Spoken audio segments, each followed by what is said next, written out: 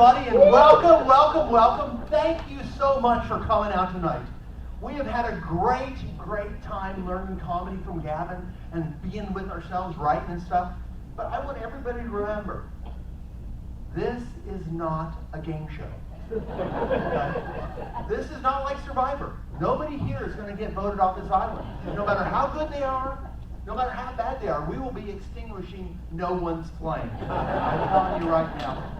Oh my God. You read my mind.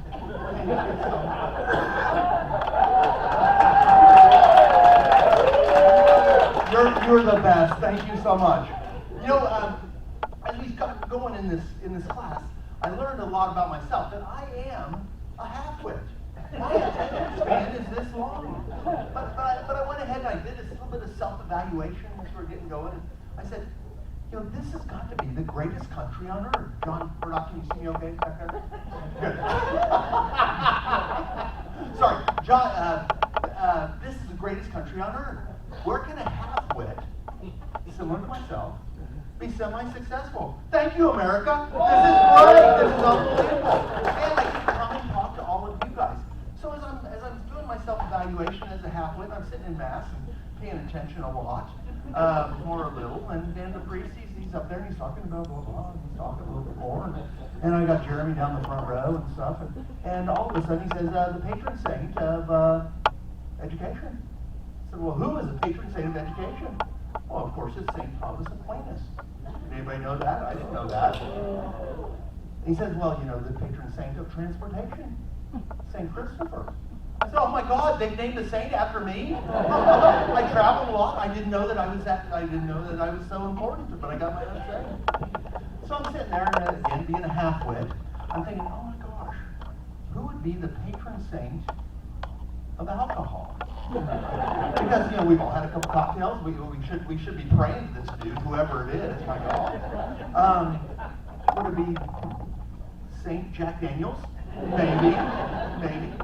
Maybe Saint Jose Cuervo for all you white drinkers, tequila drinkers.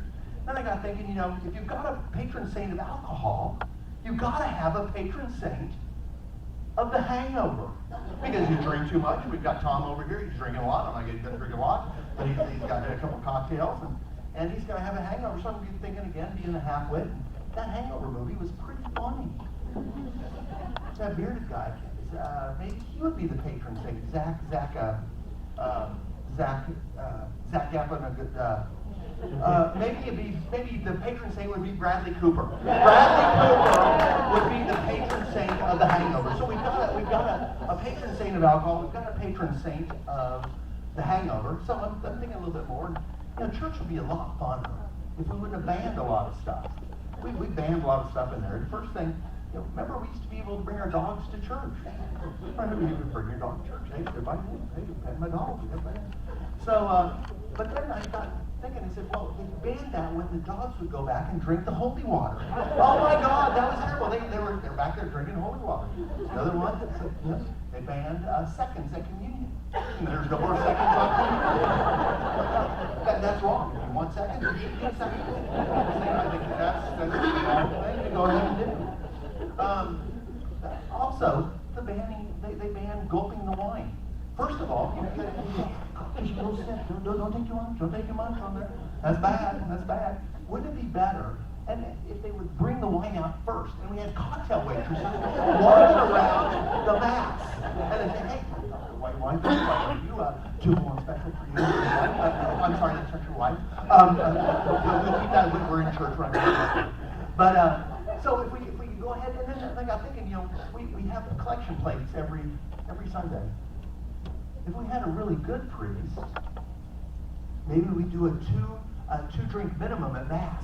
And then we wouldn't have to go ahead and have that second collection on there. You know, the priest has got a crappy, bad job, a terrible job. Even though he only has to work 1 day a week. But there's a lot of bad jobs out there. And one of the worst jobs would have to be the school photographer. First, second, third grade school photographers. They come in, they got all these kids in here, they're booger eating, snot-nosed kids. They're all out there. And it's the photographer's job to go ahead and make that kid look good. Because Not that Anthony isn't really good looking. At that age, it's his job to make him look good. The photographer says, I'm going to do my best. I got to be combing the hair. Yes, we got lights all over the second grade, but we're not going to worry about that. Some kids are just ugly. Some kids, you can't do anything with them. I'm sorry, you were destined to be ugly, dude. You've got nothing else going. That is all there is to it. Another crappy job, another bad job. Does everybody know about the Cologuard, where colon cancer kids? Well, think about this. All right, the thing is box. You've got to go ahead and you've got to poop in the box. You've got to seal the box. Send the box to Indianapolis, Indiana, which, for all purposes, may be the poop capital of the United States. Then we've got a poop technician that goes and opens the box. And they're saying, oh my God, this is poop in here, and good color, good texture, and then they've got to send it to the poop technologists. The poop specialists, the poop technologists, they're going to do the actual testing on there. And so they're working, and then he goes, this is nice texture, this is nice. I mean, my God, this is how it is. So they go ahead and they run the test. Now they've got to email you your results. And the results are, congratulations, you pooped in a box. And they got good color, got good texture. I think you're going to be fine. Don't worry about it. Eat more fiber. If you have to have something, eat more fiber. Another bad job, and this is probably the best of the bad, but I've been watching the Kentucky Derby, the Belmont Stakes, and sure as the world, did you know that thoroughbreds cannot be artificially inseminated? They've got to do it doggy style. I mean, horsey style. They've got to do it horsey style. So the fluffer of that horse has got to go ahead, and he's got to get the horses ready.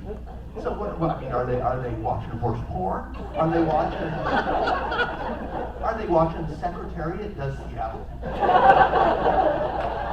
Are they watching, I don't know, Phillies Gone Wild? And I hope, and this is just a personal thing, but I do hope they bring back College Girls Gone Wild. I love that series. Sorry about that, but that's a personal thing. But are they going to farmers.com? Sunset, good-looking horses?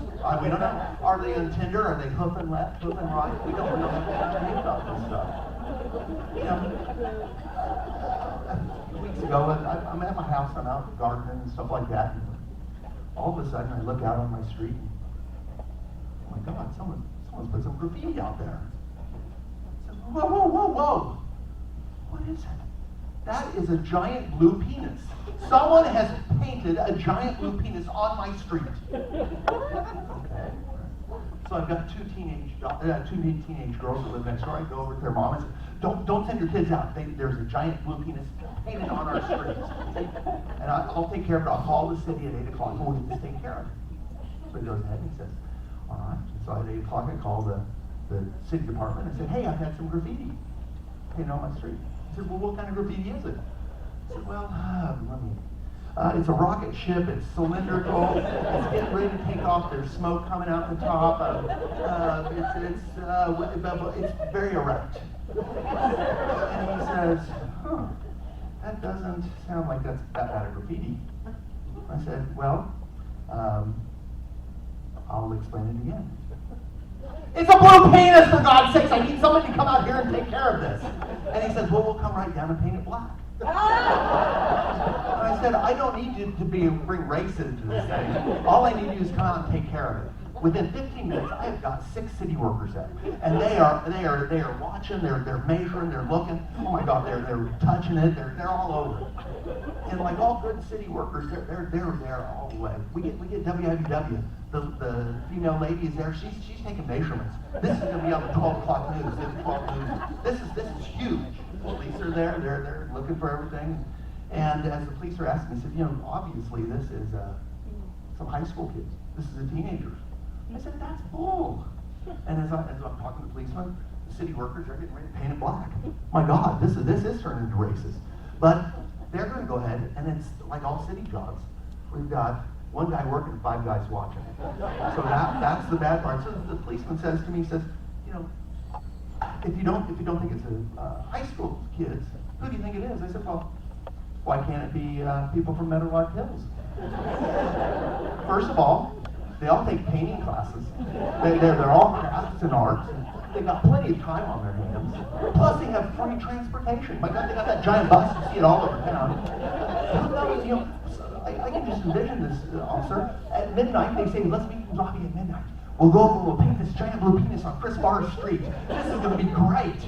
And then they get there and they jump out of there and they run down the stairs and they're painting it on there. And they're all, and they get back on, they go back to Meadowlark Hills. He says, well, that's a possibility. Well, all right, we can see that we're going to get a long way on this. But, so I got thinking, being that halfwit that I really am, who would be the patron saint of giant penises? Would that be, I got Dave Carpenter? Would that be Dave Carpenter? No, and Kathy is saying no. Kathy is saying no. Would it be John Holmes, maybe? Would it be someone else? Or maybe St. Peter? Oh! I want to thank everybody. My name is Chris Barr. If you like it, my name is Gavin. Give it up for Chris Barr, ladies and gentlemen.